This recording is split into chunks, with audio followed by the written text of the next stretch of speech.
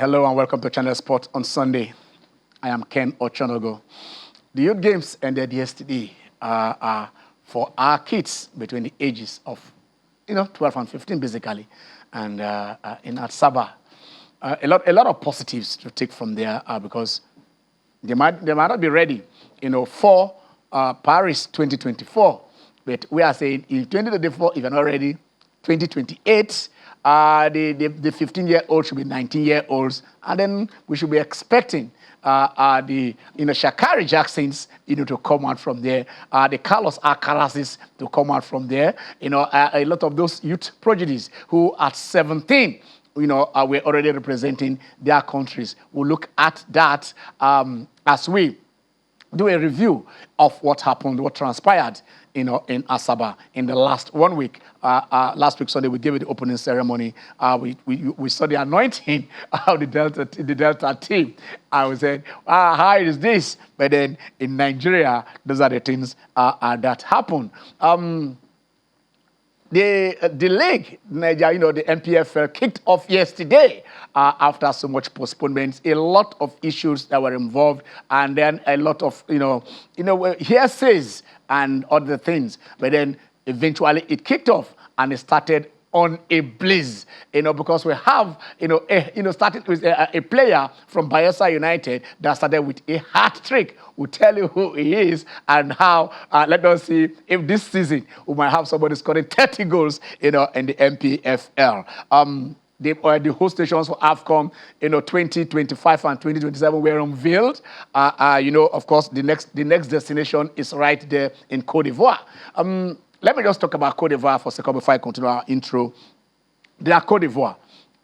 They are Cote d'Ivoire because that is what they say they are. I am Ken because I tell you that is who I am.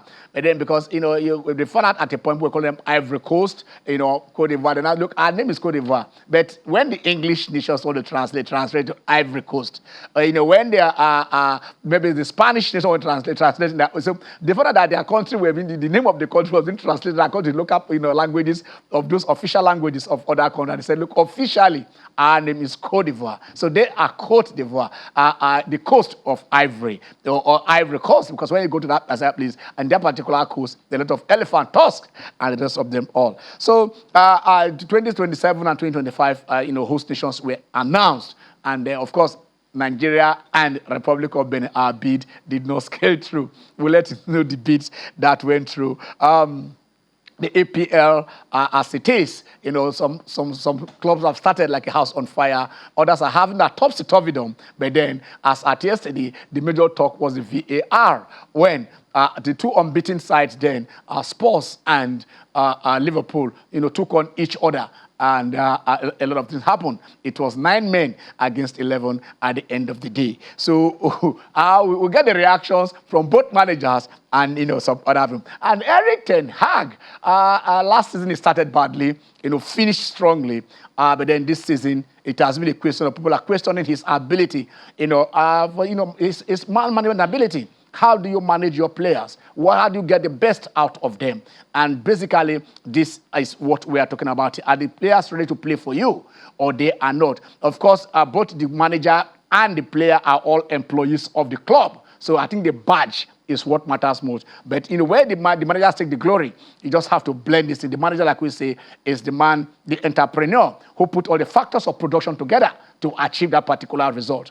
How you use them, what you do with them, now behoves on your managerial ability, on your input, on your insight, on your focus, on what you want to achieve. And people are saying, Eric Ten Hag, do you have the temperament? Is it about you, or is it about the team? And then for the players too, at one point, do you say, I must say sorry to my manager? At one point, do you dissociate the point, the issues that are at stake, as it has to do with your personal honor, as to do with, your ability on or off court? So we shall look at the kind of challenges that is facing Manchester United, as at now, it is W3, L4 out of the 7 games they have played. So that is what it is.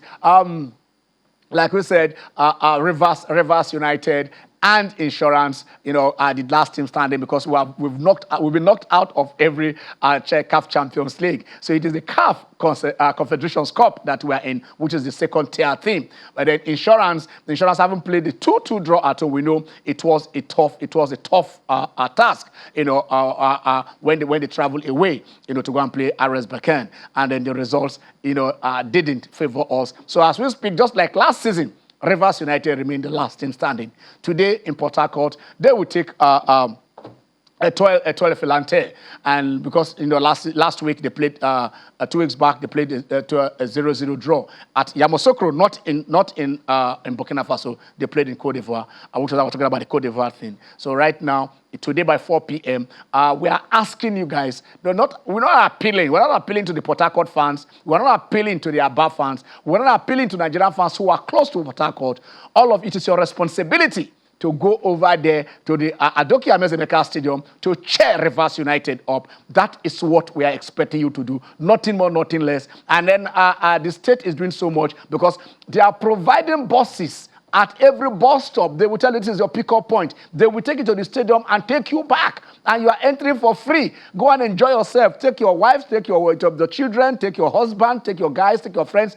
Go over there, have a family outing. Go there, free picnic. Go and enjoy top-notch football. And that is continental, football, not local football. So that is what is expected of you. And then it will be happening, they say, in Saudi Arabia. Finally, we do hope so, because a date has not. We've had them sign the contract. Tyson Fury taking on Alexander Usyk. How that will be, we shall know. That the dates of December and January are still being speculated.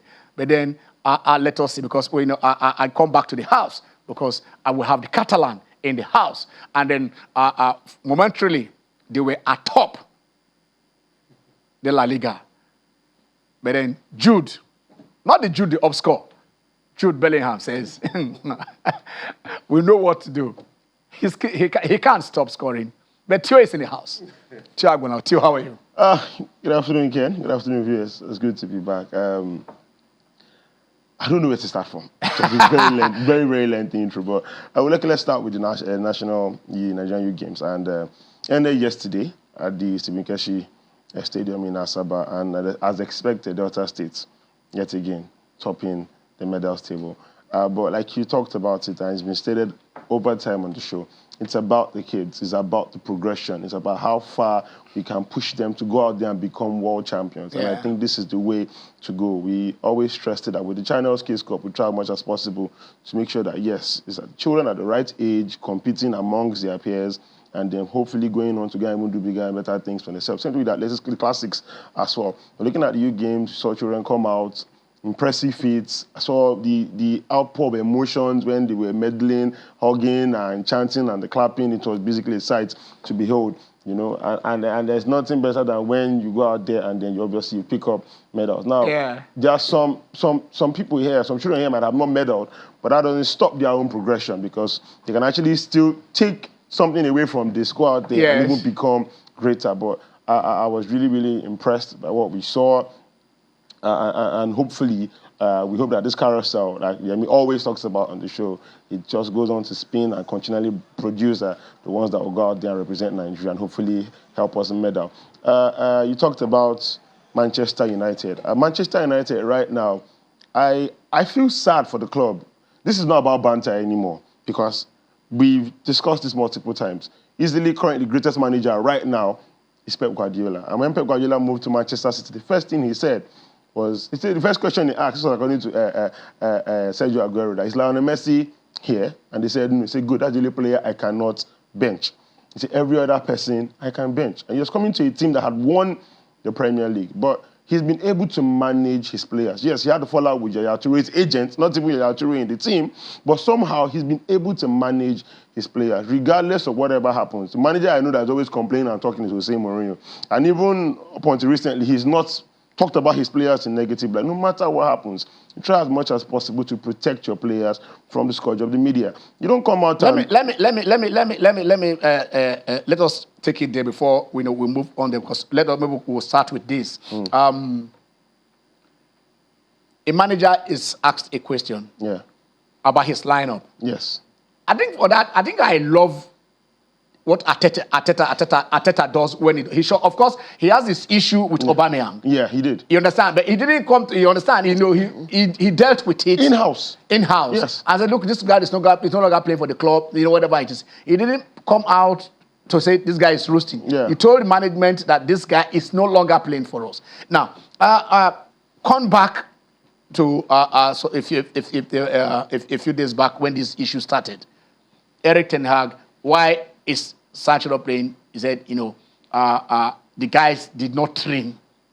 It didn't in training. Yeah. It was not showing that. I mean, so basically, will you as a player? And that's what I was because people say, look, apologize. You say your coach lied. If your manager lied, maybe probably if you felt that you are training, you know, you've given your all. What as a manager, what do you expect the manager to do under that circumstances? Probably if you find out that the player is not training, you know, enough to make your team. Okay. Do you talk to the player personally, or do you go to the press to tell them, look, this is why I dropped him? You never go to the press. It's almost like a golden rule. You never go to the press, regardless of whatever might be going on in your dressing room. Try as much as possible not to lose your dressing room. Okay, last season with this same Erik ten Hag, he had several issues with Cristiano Ronaldo. The whole world knew about it, but he didn't say anything. Because if he had come out to say something to the media, probably would have scored an own goal. Ronaldo went on to grant that interview back then, I think, to Piers Morgan and whatnot. But ultimately, the manager did not say a word. And the people sympathized with him. Exactly, he got the backing of the fans, the management, and even within the team. And whether we like it or not, Manchester United went on to qualify for the Champions League, went on to win the EFL Cup, and then played in an FA Cup final. They were basically knocked up single-handedly by Gundogan because they had actually had a chance to win it. So it was not a bad season by any standard. But now, fast forward this season, yes, things are not really going the way you want. These players form like a brotherhood. Anybody that's worked with footballers will tell you there are certain things you don't even come out and say. And it's something that we should know. But Erik ten Hag, like most Dutch managers before him, the likes of Ronald Koeman, the likes of Louis van Gaal, there are certain things you don't just say. And it's beginning to affect the squad. The players are responsible for their performance. But at the end of the day, the coach is the one that bears the brunt for the results. And somehow you are coming to shift the blame to the man who, yes, we know he has not stepped up and he has not performed. But on the side of the player as well, if things were well in their dressing room, I don't think he would have. It was like an immediate rebuttal. The moment the manager said it, instantly we got the response. So you know that all is not well in the dressing room of Manchester United. As far as I'm concerned, the coach has lost the dressing room. Should Sancho apologize? I think sooner or later, as long as the manager remains and he still wants to have a career, a future at Manchester United, something has to give. In most cases, the player ends up apologizing to the manager. And I think he should apologize. But at the same time, the manager has to extend some form of olive branch. It's not about just standing. You're a manager. Manage your team. Manage your player. And if you cannot do that, then what exactly are you doing at the club? Okay, so that is where we start. But then before we go back, we'll still touch on that. Yeah. You know, when we are dealing on the EPL. But let's just go back from the very beginning. 2025 and 2027 hosts have been announced. Nigeria bidded to be part of this. Morocco will be hosting 2025. Yeah. And then in 2027, we're going south. You know, we're going south because we're going Kenya. We're going Tanzania. We're going Uganda. And we're going Uganda. So it is Kenya, Tanzania, Uganda. And that bid was silent. Nobody heard of that bid. I don't know. Yeah. Was it put together in the last minute? And that's the thing. Yeah. But the Moroccans, I mean, we know that they are ready. Yes. I mean, they are ever ready. In terms of facilities, I think they are the most ready. I think Morocco can host the World Cup, right? They want to host the World Cup. Not that they can. They want to host the World Cup. Morocco can host the World Cup. And then, I think that was why they were also included in the bid. That, you know, that has I think Spain. I'm trying to remember. I mean, the quarter, you know, that you know, for the World Cup. For the World Cup, yes. Of course, Morocco has been bidding to host the World Cup since 1994. When USA hosted US 94, Morocco was among those. The France 98, 2010. The South Africa won. That was come to Africa. Morocco also was in the forefront of the teams that are hosting. So they've always been ready. And when this one was taken away from Guinea, because CAF did look at it as, look, Guinea, from the pace of work you are getting, you might not be ready, to do this in 2025. Yeah. Readily, the most available one was Morocco. But the Nigeria Benin bid, did we just call Benin and say, let us go together to go and bid? I'm not there, but when I even heard that we were in the race or we were in the running, I was like, okay. But yes, it's a joint bid. I didn't really hear about it at all, but it just shows that we have a lot to do. We used to be a powerhouse on the continent, and I still want to believe we are a powerhouse on the continent, but we need to put our house in order. I really don't think Nigeria should be co-hosting or should be a joint bid. We can stand by ourselves if we're able to do what we are supposed to do back here at home and make sure that all our facilities are in place to host the rest of the world, or the rest of Africa at least, to come. I remember when I was a child, I used to hear my dad talk about the Eagles and how they go out there and watch games. And I was telling you that I saw a video about when the National Stadium was commissioned. Yes. I was there. About when the National Stadium was commissioned. Yes. And I said, well, I didn't meet that National Stadium. But what you saw? But I saw pictures, I saw videos. I didn't meet that National Stadium. And I'm hoping that sometime in my lifetime, that National Stadium, at least the one in Surulere, will still host games like it used to host back in the day. A lot of things do happen. We are deliberately not going to take the final stand in the medals table at National Youth Games. We discussed it on this show, and we said, look, for as far as we are concerned on Channel Sport on Sunday, they should not medal. They should not give medals to the players, to the athletes. The athletes should not be given medals because that is part of why the age cheat thing is there. The reward system also has to be reviewed. I think basically this is the 7th edition of the Nigerian Youth Games, and we expected that from the first edition at Abuja, the 5 editions that took place in University of Ilorin, and then coming down to Delta, that we should have a benchmarks. What we Theo, we are listening. Look, that let's assume that we want to reward this, these athletes, which is not give them 50,000, give them 100,000. This is when they have their education. School. Scholarships. If you win when you even qualify to represent your state, I think you should be on a state scholarship. Yes. You should be on a state scholarship because these kids are in a primary school, junior secondary school, and moving to secondary. At least you should be up to that particular level. And if you go to that place and excel, you understand, you're among the top athletes that come out. I think that is where the state government has to say, okay, fine, since you have done this, we can up you, take you to university level. But then if you now say you break a record, African record or whatever, you have that PD, you become an elite. We're looking at it as a future elite athlete. Yes. That is what the federal government said, look, we are taking over this and sponsoring you to your university level and give you everything you need. In that case, your talent, you now go and showcase your talent, knowing fully well that your parents don't have to go and sell their clothes or mortgage whatever the trinkets your mother is having in order to send you to school or to make whatever it is. Let's not even drag too far. A couple of weeks ago, we had E.J. Anosike on this show. Yes. And he talked about the fact that he was the last one of, I think, 6 or 7 kids. Yeah. And his mom made it clear to them from the beginning. They stay in the United States. This is for context. I can't send all of you to college. So some of you might not go to college. Yes. But if you want to go to college, probably delve into sports. And he said, his words, he was small, so he had to take out time, even after high school, train harder, then he experienced a growth sport experience, and then basically was a good basketballer. But along the line, he was very, very good in school, scoring good grades and even making sure that in the event that he would still want to go to college, it would be difficult because he had the proper grades to get him into college. But eventually, he got scholarships. He said he got about 30 scholarships. 30 different scholarships. Yes. I was watching a documentary, Ken, about how it is, and this is in the United States. We've talked about March Madness multiple times, where students in college are celebrities amongst their own mates because they're actively into sports. And I think this is what we should begin to incorporate.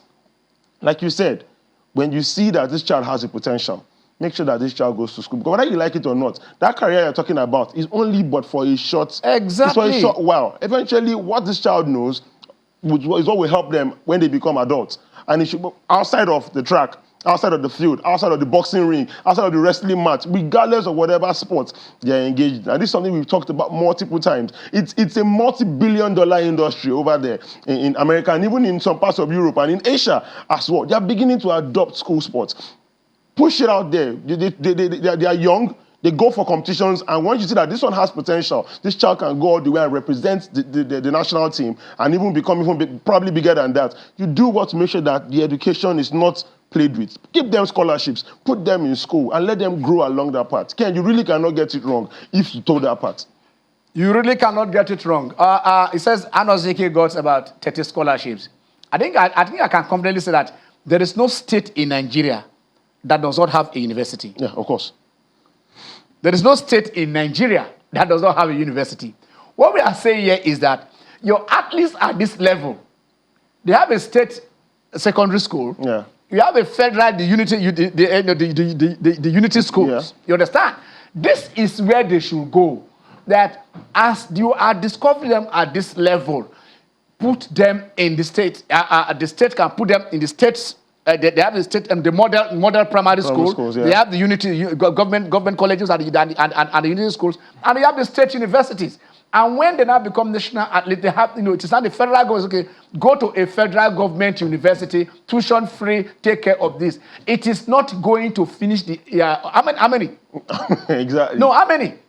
We were listening to the LOC, the chairman last week. Yes, about 21 kids that gained scholarship to go to the United States. And I heard him, and yes, the states are doing what they can, but I don't really think it should crash the pockets of the states if they are able to give Delta State has at least about, if I'm not mistaken, about 4 or 5 universities. Yeah. Delta State have universities.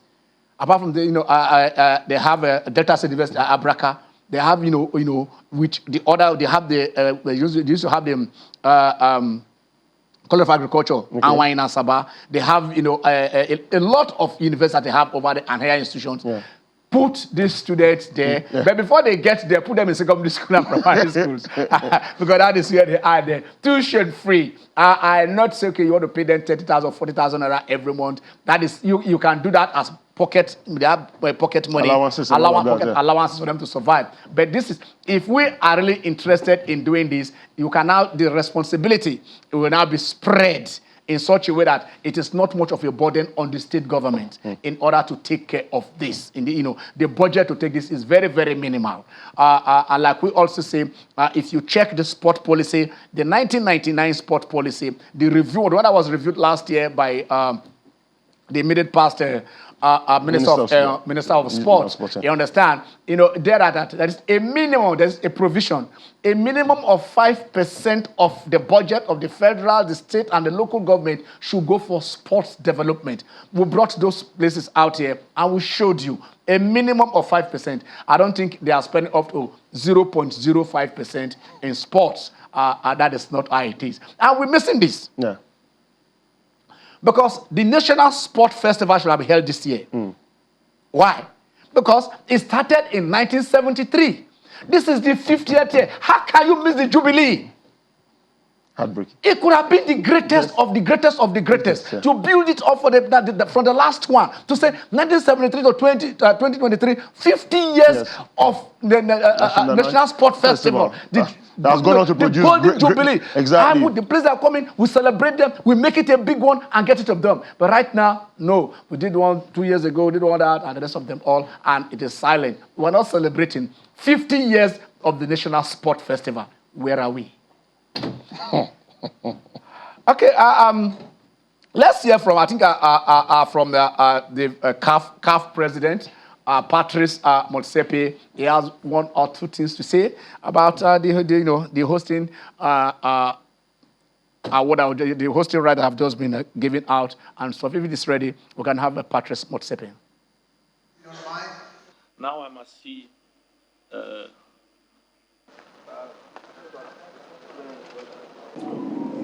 And I just want to overemphasize that even those countries that submitted a bid and may not have succeeded, I can tell you I felt proud today I felt so proud with what I saw. Every single one of those countries have the capacity, have the resources, have the passion, have the expertise, and that's why I'm asking every one of the countries, everyone that we're here today, please pass our deep gratitude to the governments, to the people in your country who loves football, and to the ministers who are here. We are very grateful. The last thing I want to say is that the future of African football has never been brighter. It's never been as bright as it is. And the objective that we set ourselves, that in the near future, an African nation will win the World Cup. That objective is within reach. And we are very confident and very proud. And we recognize we must invest in our youth. And of course, also, we are starting the African Football League. And we will make sure that there's more resources, and the football players and the coaches in Africa are paid very well, and we compete against the best in the world. Now I must see who the country is. Must I stand up? Can the Vice President stand up as well? Okay. So the country that EXCO has voted for to host the AFCON 2027 is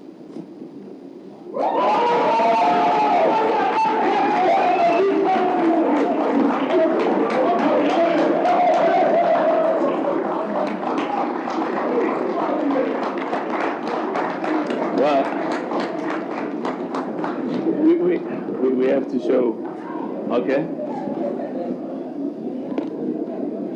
It's Kenya, Uganda, and Tanzania. Can we clap hands for them, please? Let's clap hands for them.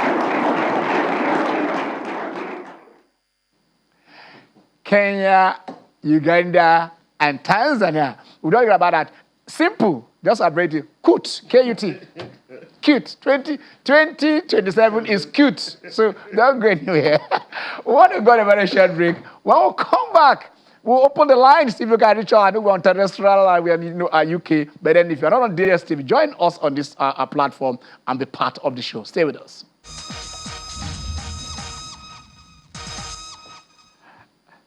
Okay, welcome back. It is Third Channel Sport on Sunday. And I would like to open the lines for you guys to join us, on the things that we've been talking about. Like we said, the league has started. The NPFL has started. But before we take the NPFL, let's try to start from abroad. Let's look at the EPL results. I will come back. We want to round up with, okay. All right. Let's see which of the results we have there. Let us start with what happened in the NPFL. Okay, let's take the NPFL.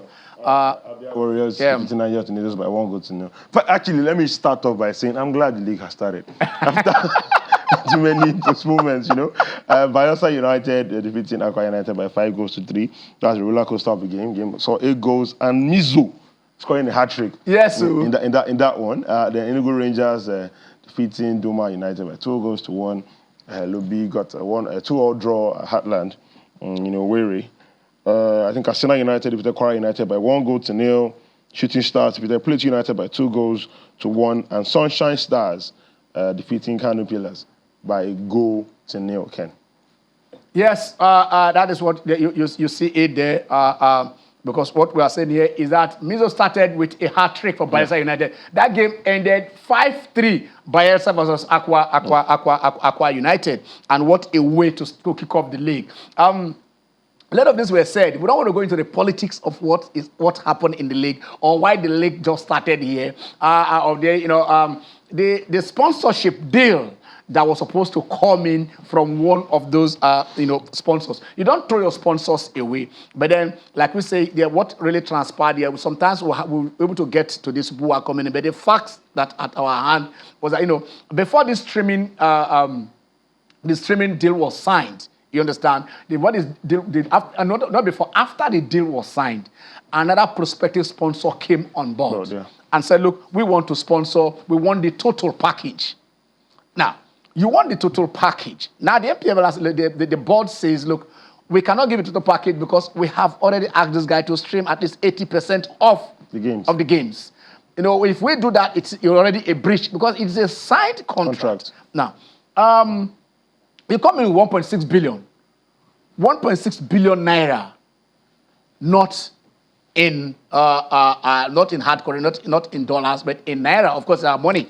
We can't be talking about dollar, but we're talking about, okay, it is a benchmark for, currencies so that it fluctuation in, in the value of the currency. You know, if you're getting $1, you're getting $1. If you're getting one naira to the $1 yesterday, $1 to the $1 is still $1. Just a little bit of depreciation happening there. Now, you say you are coming with 1.6 billion.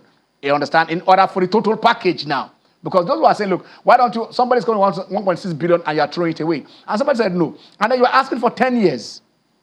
You want to do it for 10 years. The guy said, no, we can't give you 10 years. We can say, let us start with 5 years. There is still 20% of that is that means you are not talking about online, live streaming. You have your the traditional television you want to start showing on your terrestrial, which is still available for you, that you want to say, okay, fine, this is what you want to do. So I think basically sometimes a lot of rush down to the press, rush down, and will start sensationalizing without listening to both part of the parties. If it is my property, if you want to come and rent my house now, I say you want 10 years, and I tell you, I will give you for 5 years. You understand? Then because if my property depreciates, you have the right to walk away. Yeah. But if it's appreciated, I have a right to negotiate. Just like players, you can negotiate your contract. Your deal, But if I give you 10 years, and then you say within that 10 years, this is how it is going to, whether the property now acquire so much value, I won't be able to negotiate again. But it is not. It is not a win-win situation. Yeah. Negotiations are supposed to be win-win. You understand? You don't gain and then you stifle the other one. If you mortgage the property of the league to one sponsor for the next 10 years, which was what CAF was doing, that the new board came on, they just look, no, this was like slave contracts. Are you getting me? I was just about to use that term. Yes. Ultimately, I've looked at it from different angles, and like you said, way from both parties. If we give you this league for the next 10 years and it appreciates, and there isn't any clause or any room that allows us to come in and renegotiate, we'll just be sitting ducks. And as much as, yes, we know it can go both ways, but I wouldn't want to put myself in a situation whereby I can potentially stand to lose over the next decade. And I don't think posterity remember me well. At the end your of the children would not come and say, but your father has sold the property. You get. I totally understand that. But regardless of all of that, I'm glad that at least it looks like probably now we have people who are interested, who are interested in making sure that things are not just done, but they are done right, they are done well. And I think that is something that we should actually applaud. And at the end of the day, the players are the protagonists. Yes, they play for the clubs and all of that, but we want to show whereby their welfare, they become larger than life personas. I, for one, now, I'll be going to see the game, I think, between Sporting Lagos and Gombe United. That game is going to be holding tomorrow, I think, at the Nikon Stadium. And I'm looking forward to going down there to see that one. This will be the first time I'm seeing an NPFL game in a very long time. Very long time. And I'm hoping for an interesting experience. And hopefully I enjoy it. Of course, invite people. Let's go down there. Let's see. Hopefully, tomorrow is actually going to be public holiday because October 1st extends into tomorrow. So people should actually have time to go and see the game. We want to go out there. We want to enjoy games. And the league should come first. The players should come first before any other thing. Yes, negotiations and all of that, backroom, boardroom, politics out. But let us make sure that at the end of the day, people go out there, watch these games, and then they enjoy themselves. The players come first. Yes. Coincidentally, today is the 1st of October, 2023. In the past 1 year or so, Chelsea have been signing players, giving them 8 years contract, 7 years contract, 8 years contract, 6 years contract, signing them, because when they amortize, the payments, you paying, yearly, the outflow will not be as if you are paying at once. Yeah. But FIFA, in their wisdom, has said from today, there is no contract that will be more than 5 years. Yes, as it should be. You can, after that you can, but there is no length of contract from today, 1st of October 2023. That is the thing. It has come into force. So Chelsea, all that Chelsea did, or any other club doing, we were able to do it from today. So you can renegotiate. When that one, you can extend contract. You can bear, but your contract at any point in time must not exceed 5 years. Yeah. And that is what they're telling you. And that should be a standard, not just in human contracts, but also in other relationships that has to do with properties and whatever you want to do. Without that, there must be room for variation. There must be room for renegotiation. There must be whatever it is. And that is just what it is. That's the way it should go. We'll appreciate those who are showing interest in your property. I mean, they mean well. Yeah. They want to come into partner with you so that both sides can grow. Because if the property is not going to enhance their own property that they have, their own image, they are not going to invest in it. Exactly. No, but they won't show interest. They won't show interest.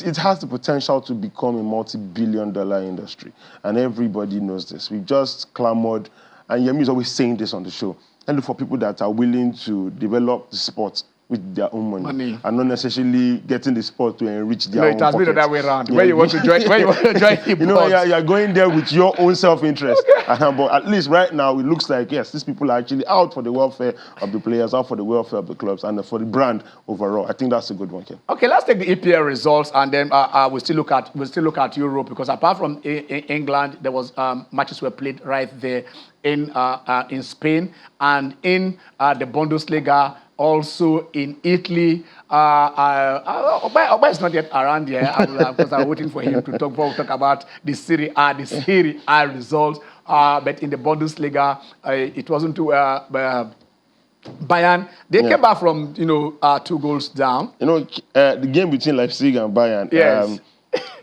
It was basically a reenactment of what we saw at the start of the season. Yes. The cup opener. Yeah, okay. And Leipzig went on to win that as well. I was online, and a lot of Bayern fans have been bashing Thomas Tuchel, saying that it's almost like whenever they are playing Leipzig these days, you don't expect Bayern to win, which is not what we have become accustomed to in the Bundesliga. Whenever Bayern is playing anybody, Bayern should be outright favorite. For some of my friends that were going out to, probably place bets and all of that, I told them I'm not really sure Bayern can actually. But did Bayern deserve to win the league last season? Bayern, as far as I'm concerned, personally. Did Dortmund not throw it away? They might have thrown it away, but that's what they did. They threw it away because Bayern were following closely every single step of the way, up until the end. And they needed a Hurricane penalty, and I think there was a breakaway that led to the second goal for Bayern Munich. But before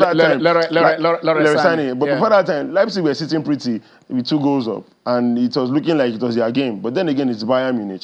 And we know, like what they did to Manchester United in the Champions League. If you score, we score.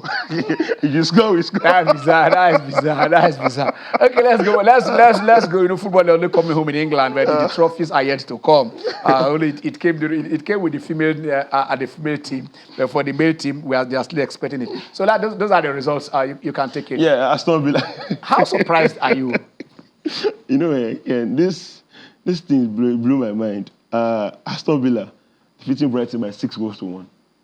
Is it because Brighton have they sold all their players? I really don't know. Oli Watkins scored a hat-trick, and I think he's become the first Aston Villa player to score a hat-trick twice in one season. I was the way it was stated yesterday, but he scored a hat-trick yesterday. But the person I was happy for was Ansu Fati. He got the only goal for Brighton. Yeah. And a lot of people were waiting for that 007 thing to trend. That 0 goals, 0 assists, 7 games. But he was able to finally get to go. And the same thing can be said about a certain Kai Havertz in Arsenal's 4-0 win. They gave it that because that's what I was talking about when I was making reference to Manchester United. There's a certain form of camaraderie within the players.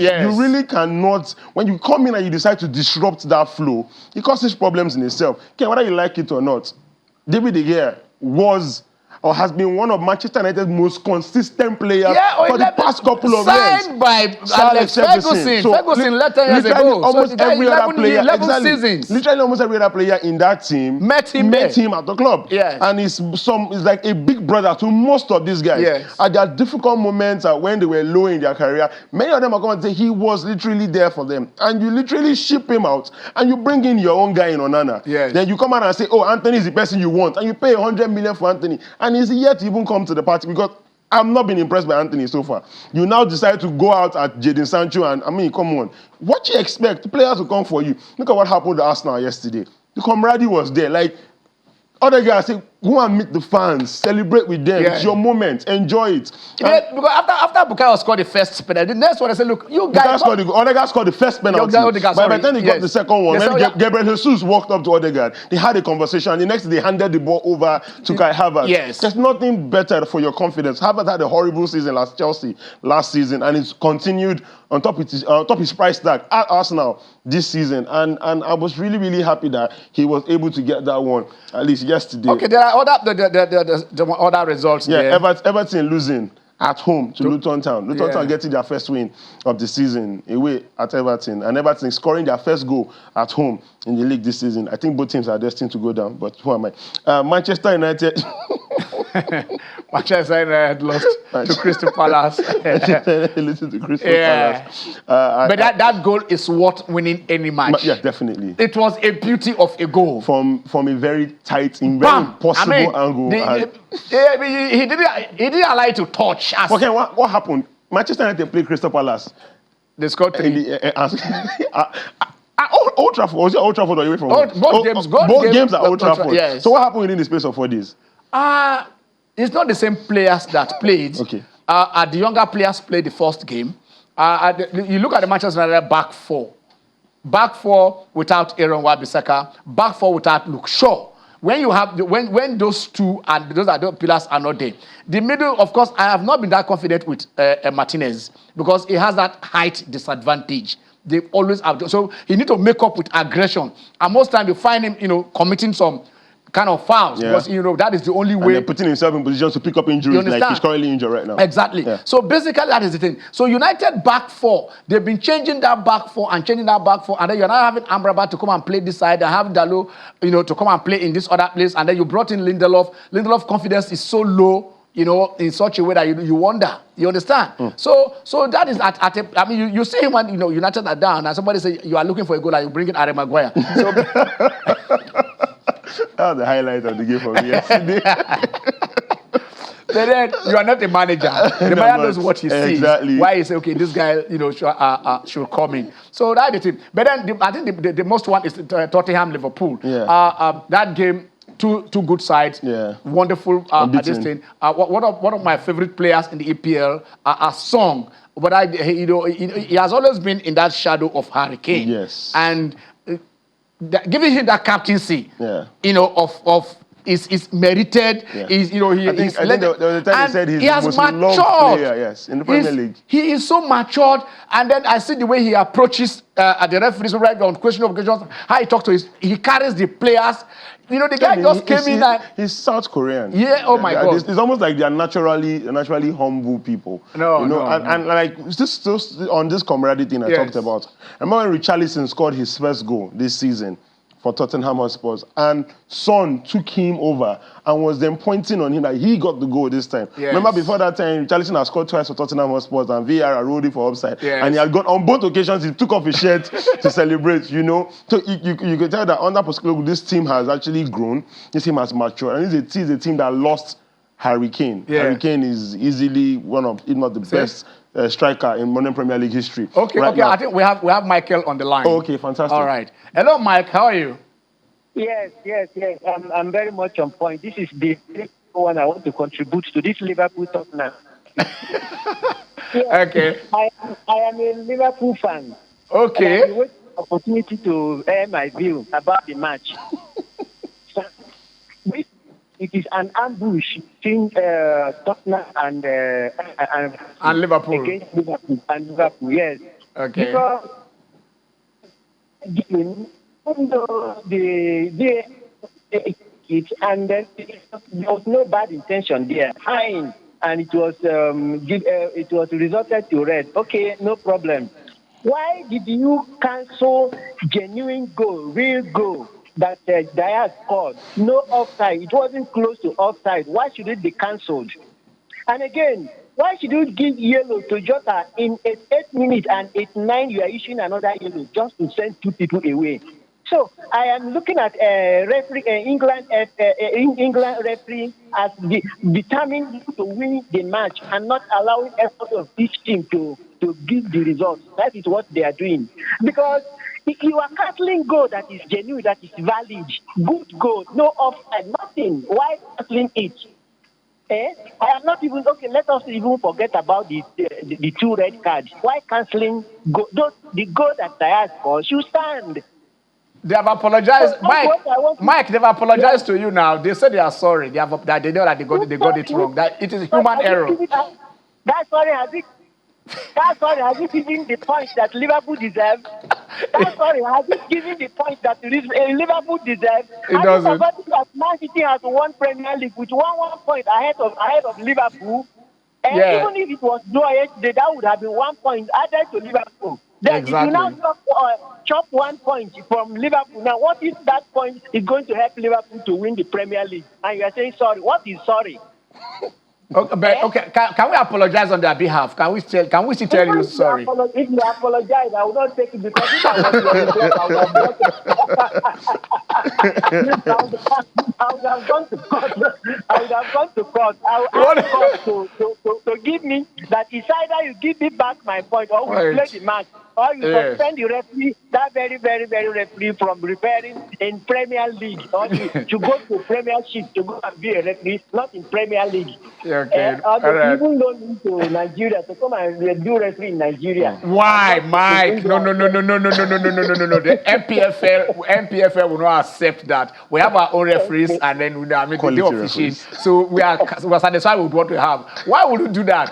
Why don't they say you should bring the best referee and don't make mistakes? But then it is human error, Mike. Just accept it is human error, and they've apologized. You are going to check it in VAR now. You went to VAR. Why didn't you check it that was not offside?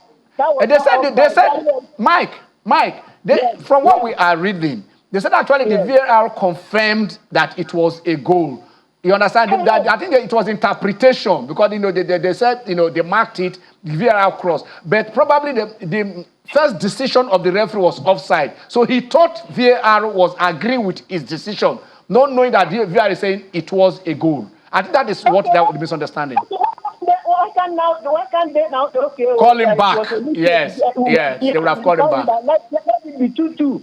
I agree. Let it be 2 and give them the points. Okay. If red card can be appealed for and to be cancelled, why can't they give the goal that was correctly scored? Why can't the goal stand? Yes, if there was mistake, there was mistake. A red card was given to McAllister the other time. And then they appealed for that, and they saw that it was not a red card, and it was cancelled. This one now, why can't the goal be given to Liverpool and let it be 2-2? Mike, Mike, calm down. You also are sometimes you are benefited from this. Sometimes you have also benefited. So it is not just only Tottenham now. Sometimes it has gone your way. Abi, true or false? I am telling you, if this thing continues, it's going to rubbish the image of Premier League. I am telling you, it's not good. Mike, you are angry. Today I've been angry in my house. It's not one. Yes, I am a Liverpool. Okay, Mike.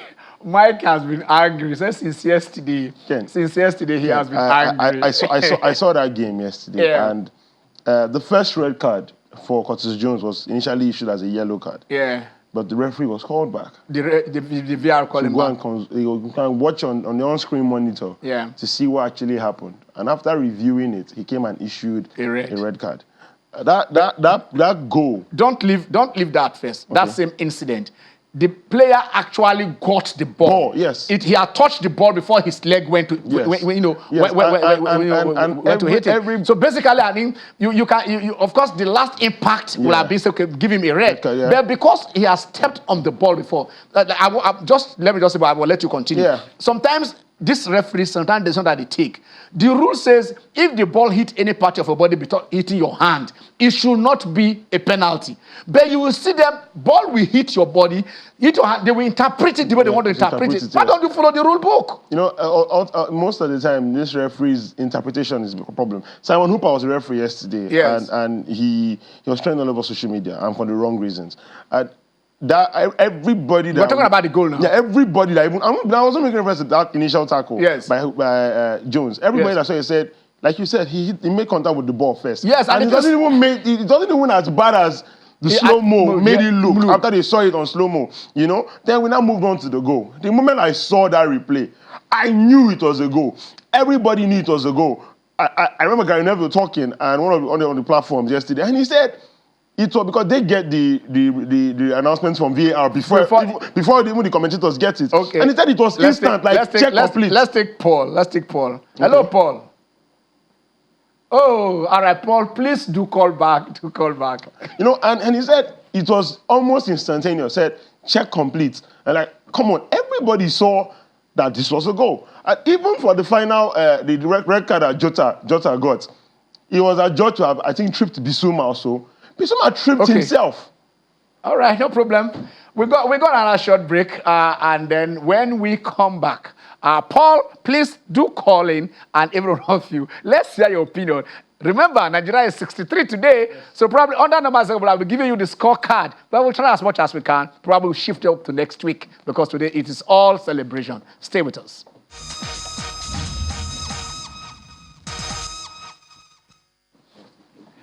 Okay, you're welcome back. It's the Channel Sport on Sunday. And then, of course, you are seeing him there. He's celebrating Nigeria at 63. But I mean, I don't know how you can't wear green, but I love the blue. I love the blue and white combo. These are dire. Yes. These are dire. It is. This is Nigeria. This is Nigerian made. This is Niger. This is Niger. Yeah. So where we can get more of the FX. We conserve it first by import substitution strategy. You know, there was this Adire suit that I have done. You guys will call it coat of many colors. Yeah. I love that jacket. You like that jacket? I think I'm going to wear that jacket. Probably next year. I would have even worn it today. I mean, that's right. It's a traditional, jacket. But before we come back to Michael has been, Michael, you are angry, we're pacifying you. Paul, you called. I don't know, all your names are in the Bible, but then maybe we'll just see. Let's see who next is going to call. But let's take the reactions of the managers. After that 2-1 victory, 9 men and an own goal. It was so painful. I think it was in the 95th or 96th minute. Yes. This extra time that they are putting doesn't favor some people. Though. They after surviving. Let's just take their reactions first. We started the game really well. So did Liverpool. I thought it was a good game at the start. Then, they went down to 10 men. I thought until we scored, we were really good, and then we lost our way a little bit. I just thought we kind of rushed things, overdid things a bit too individually in that sort of back end of the first half, and that allowed them to get an equaliser. And the thing about Liverpool is that even with 10 men, they're still the same threat because they prey on mistakes. They've got world-class players in transition. No form of technology is going to make the game errorless. We used to understand that errors were part of the game, including officiating errors, and you'd have to cop it. Some people copped it better than others, but that was part of the game. The game is littered with historical, refereeing decisions that weren't right, but we all accepted it. That's part of the game because we're dealing with human beings. If you look at it, and I think we agree all, it looks completely different. So the game is in real time, but we judge it in slow motion. That makes not too much sense in the first place. And still, if they wouldn't use slow motion, I think we would still not agree on a majority of the situations. It's just a different view. It's really not my subject today, honestly. Now, people might think because of this very, very unlucky, oh my God, that we didn't get anything out of the game. I see that differently. I think I learned so much about my team, much more than we would have won here and in a bad performance. It was a really outstanding performance in a specific way. We didn't get any points of it, but we will use it anyway. That's the plan. Yeah, my team was outstanding, but we didn't get any points. It went to empty-handed, and people said the hero or the villain of that encounter has to be the referee. Sometimes they get the stick, but then in this particular case, if you have the VAR, probably you have to put it to use. But then for Manchester United, I mean, Theo made allusions to them, and whatever they are doing. It's been 7 games played. It is 3-0-4. That is where they are. 4. I remember, was it in 20? I'm trying to remember, it's 2007 when United won the league also. They lost to Sheffield Wednesday. They lost to Wolves and one other team or so. I'm trying to remember. They lost just 3 matches in the season and won the league. We saw Liverpool and City going head to head, losing just 1 or 2 games and whatever. Of course, Arsenal did win the league without. But the thing with Arsenal is that they won the league as invisible, and since then they became invisible. Or maybe the trophy became invisible to them. Look, let me tell you guys. The day Arsenal said they are visible, let them again they are visible. When they are visible, they will start seeing this EPL trophy. How can you go a whole season without losing a single match? They won 26 and 26. Was it 16 draws? Or 12 draws, 26 wins and 12 draws. Yes, 26 and 12 draws in the 38 league counter. And then you won it. And then in 2004, we're now entering 2024. This is the 21st season. And then just become visible and tell me why you will not win this league. You win the league. The day, start celebrating your invisibility, because that is why you're invisible. Okay. That is my opinion. And I know Gunners fans. Hello, okay. Gunners fans will not shoot me. But let's take Ten Hag. Let's know what is happening this time around. We're talking about this, how he handles Sancho, his case with Cristiano Ronaldo, and let us see what he's saying this time around. We have to be more determined if you want to score a goal. So you have to show more willingness and to get more impact and to score that goal. We have to do better. That is definitely the case, and we have to show it also in our body language. That Old Trafford is a fortress. That you can't get anything here. Old Trafford is a fortress, or used to be a fortress, but that fortress has been breached. That fortress has been breached. Crystal Palace, I tell you, it was a beauty of a goal. That is kind of goals that win matches for you. Any other goal by both sides would have done that goal an injustice. So basically, that is why. But then you want to make whether home or away. It has to do with if you win. If you are good, you win home or you win away. It doesn't have to be that make. I think it was Mourinho that always win at home. And that I think he went. How many years? How many years did Mourinho went? I know you have his stats.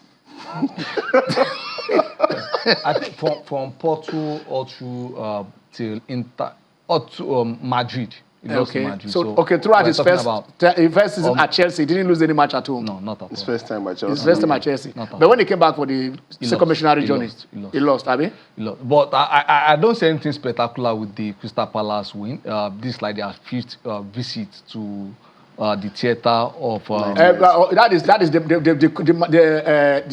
their manager. He has not lost in the last 5. This is his last 5 visits. He has not lost. So I mean, it's not. It can't be breaking news. Okay, so it's not a breaking news for you. It cannot be. Okay, okay. I wish we have no problem. We'll get. We'll see what is happening there. Okay. Like we said, this is the 23rd. This is our 63rd year, and then we've only in Africa, our scorecard has been so abysmally bad. I don't know what. It has been woeful actually for want of a nicer word to use to describe our performances. Anybody just went there in the Champions Cup, Rangers played to the final, losing to Half of Guinea, Shooting Stars tried, Bendel Insurance. Those were the teams in those days. They all played. Then we have the days of Iwanyanwu dominated the local scene, went to and then we're all there. 76, 77, we won the Cup Winners' Cup. Shooting Stars winning that the first one for Nigeria, and then Rangers winning the following year. I think that was part of the decisions we always say in this country, that are wrong. And then I think it was. I'm saying this because in 76 and 77, but actually in that 77, we would have won both the Cup Winners' Cup and the Champions League. I mean, we put Shooting Stars and Rangers, the 2 teams we have. Rangers won the league, So automatically they go to play the Champions Cup. Shooting Stars, with defending champion, and then the Rangers won the FA Cup. Yes. You understand? Shooting Stars won the league. Instead of leaving their trophy, Cup Winners' Cup, to go and play the Champions Cup, they said they want to defend their trophy. We ended up putting Rangers and Shooting Stars in Cup Winners' Cup and took a third place, Water Corporation of Ibadan, to go and play the CAF Champions, Champions Cup. And then we had that epic match, of course, between Rangers and Shooting Stars in Lagos and in Kaduna. Okala facing the great Shegun Degbami, and that was how we lost that opportunity. Okay, we have another mic. I hope it's not the same mic. We have mic on the okay. Hello, Mike. How are you? Good afternoon, Mr. Ken. Good afternoon, Mike. How are you? I'm okay. Yeah. We just want to join you. How? Our new minister. Yeah. Our new minister. I don't know. I don't know if I know it's a sport. He has been appointed. Where have we been using politics in everything we do? We have ex-sports people now, personalities that have gone through sports in this country. The other day I was somewhere, last it was in Cairo. To do what? The mission he was going for already, it was dead on arrival. I don't know why he's going there to combat for hosting. We were expecting to be in to encourage our youth. And the areas of our advantage in sports, we are losing to some other countries now. We should go and give encouragement. But thank God the event has ended. He was in Kano, pursuing something that he knows is not possible. Cairo. It's not the best. It's high time we choose people who should know what we should do. This is sports. This is what unites us. For the last 63 years now, we can only see north, south, east, and west gather together, share drinks together when Nigeria is playing. And it's not because of any area. Sports is a uniform fashion. So for him to go to Cairo and come back, what is the mission? I don't know. This is high time we stop all these things, Mr. Cholagola. We no pass us. Please. No, okay. Mike. Sometimes I think when you get to that particular level, of course, your knowledge of what has and your competence are two different things. Your constituency, of course, you have the background, but that is where you also have your advisors and all that. It's how you harness it. If you appoint me Minister of Health, I use the hospitals. I don't have to be a medical doctor to know that these are the things we need, the equipment we need. I mean, you understand? What I'm trying to say is that at this level, as a minister, just like the president doesn't have to be an accountant, a doctor, an engineer to preside over the country. So you have leadership example to give. So if they're made a minister, of course, knowledge of your constituency is important, but then it is what you are bringing to the fore at that level. Are you getting it? So basically, yes, what you enter there, we said it on this show, there are more than 20 documents on the problems facing Nigerian sports. All the minister need to do is to pick it up and look at it and then have the courage and the mentality and the focus to tackle them, irrespective of his background. Whether he's coming in as an agriculturist, whether he's coming as a medical doctor, or whether he's coming in from any other angle. You see the FIFA president who went was it polo? Water polo was it the Olympics, avalanche, but he was a FIFA president. So basically, you don't have to have that your constituency. But I agree with what you are saying. A basic knowledge of that is important, but it is how you harness it, people around you. I think I will a little bit disagree with Mike in the sense that if you look at our national sport industrial policy, hosting of bidding for competitions is one of the tenets what we should aspire to be. Then what we overemphasize on the minister. Talk about the state. Osun State, the deputy governor is the commissioner for sport. Oyo State just appointed a 28-year-old lady as the commissioner for youth and sport. So what are the state doing? It's not only about at the federal level. What actually the 774 local government, what are they doing with sport? The commissioner who are supposed to even support the minister because we actually operate a federal system. What are they doing? What are their credentials? Your advice for the minister as we are about to leave close. Yeah, the minister should know his job is well cut out. It's not UA yet for sport. It's still after 3 years so far so. Congratulations to Morocco, Kenya, Uganda, and Tanzania for hosting the next editions of the Nations Cup. Nigeria 63. I hope that I'll get to watch Nigeria play on that Nations Cup at Solere National Stadium. Okay, Nigeria at 63, like we said, just two Champions League we've won. In the past decade, in the past 10 years, we only played one semi-final at the CAF Confederations Cup, and then 2 group stages at the CAF Champions League. It is not good enough. Rivers United have the opportunity to do that. And all of you in Port Harcourt, all of you in Aba, all of you even in Calabar, you are close by. Go to the Adokia Mezemeka Stadium today and support Rivers United so that they can, qualify. This is even the CAF Confederations Cup, not the CAF Champions League. At 63, what do I always say? God bless Nigeria.